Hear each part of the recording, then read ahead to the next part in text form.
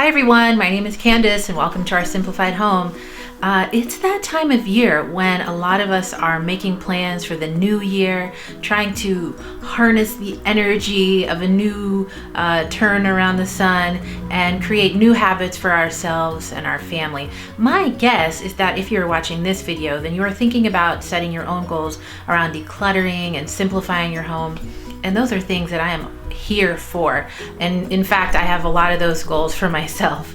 Well, what I've done is, put some thought into how do I actually plan to be successful in these goals? And how am I thinking about decluttering and simplifying my home in a way that I can be successful and feel successful?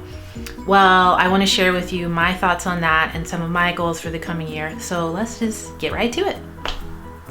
Okay, first on the list is be specific. So as I was creating my goals around decluttering and simplifying my home for the coming year, I knew that it was important for me to be specific. So let's say my goal is to simplify my kitchen in 2021. How do I know if I've accomplished that goal?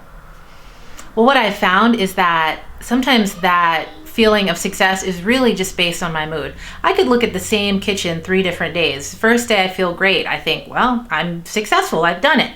The second day I might be upset about something totally unrelated to my kitchen. I look at that same kitchen and I feel totally defeated about it. The third day, maybe I didn't get enough sleep and I look at it and I'm so indifferent and I'm just so not concerned with it that I don't feel any way in particular about it. I don't want to do that when I'm being really intentional about setting goals. I want to be able to check in with myself real quickly. Did I do it? Yes. Did I not do it? No. I don't want to be stuck in the gray in this part of my life.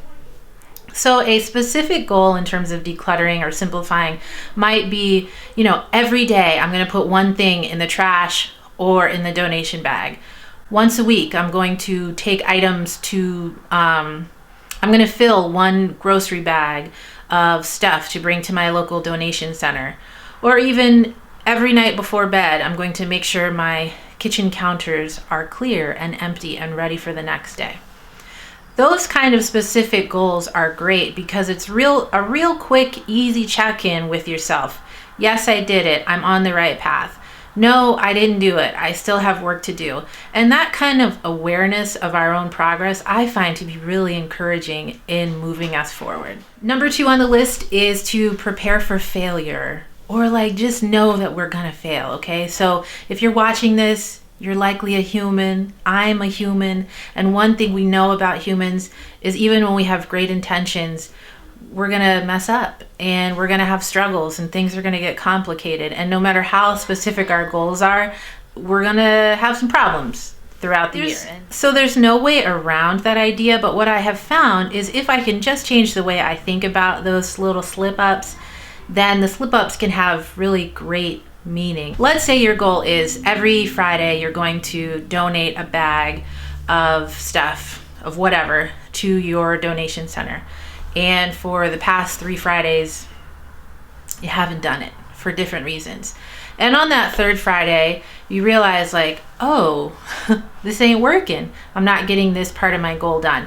And sometimes we say, that's a sign that this goal isn't working and I want to stop. But what I would challenge you to do, and what I'm also going to try to do this year, is that when I see myself in these moments of I've messed up or I have not accomplished my goal, I am instead going to change the way I'm thinking about it.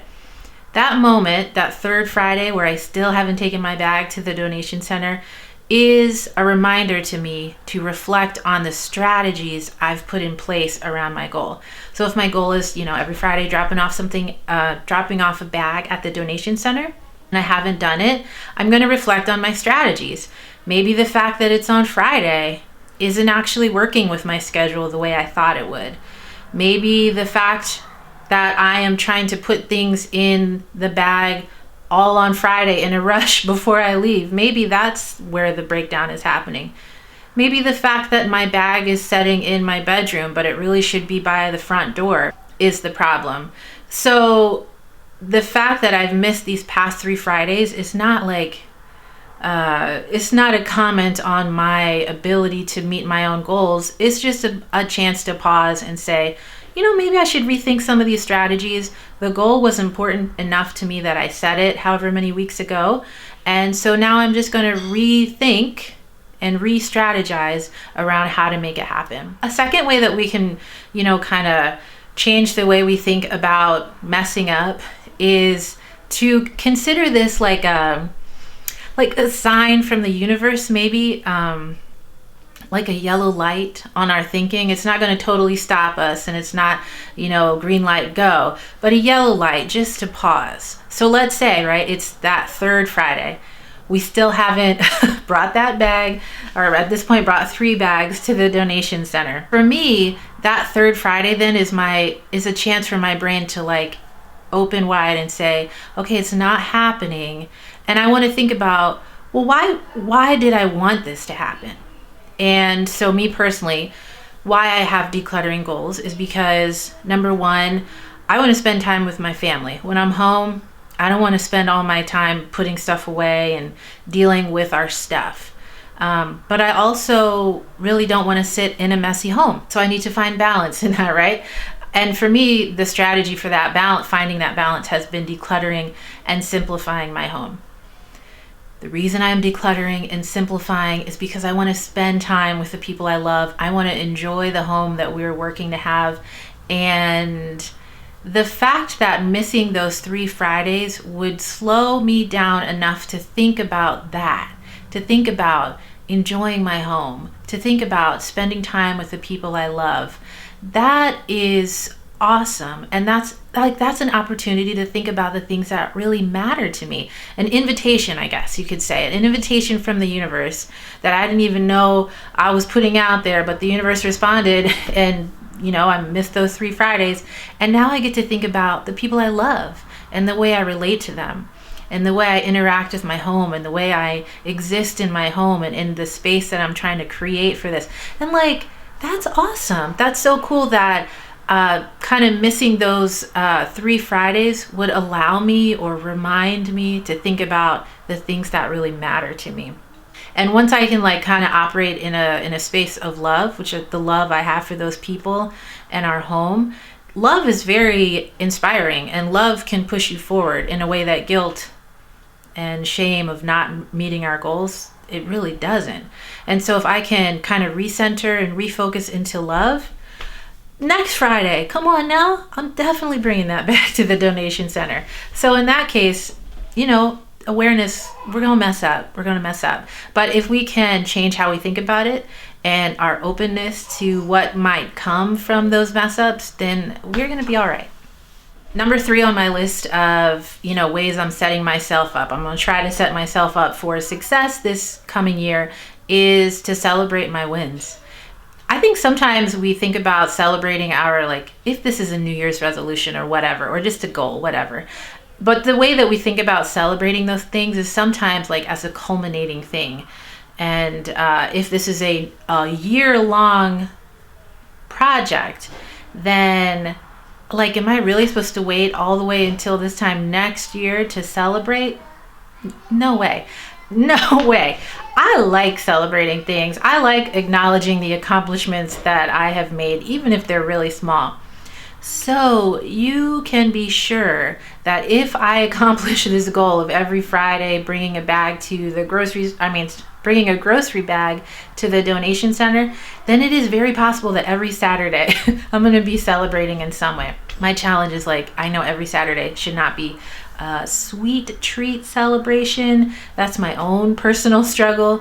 But my point is enjoy your life. And these kinds of goals around creating a space for our family and relating to our home in a positive way, those are worth celebrating, even if it's just a relatively small step towards that. So it could be, if I accomplish that goal for the week, I'm gonna lay on the couch and not feel bad about it.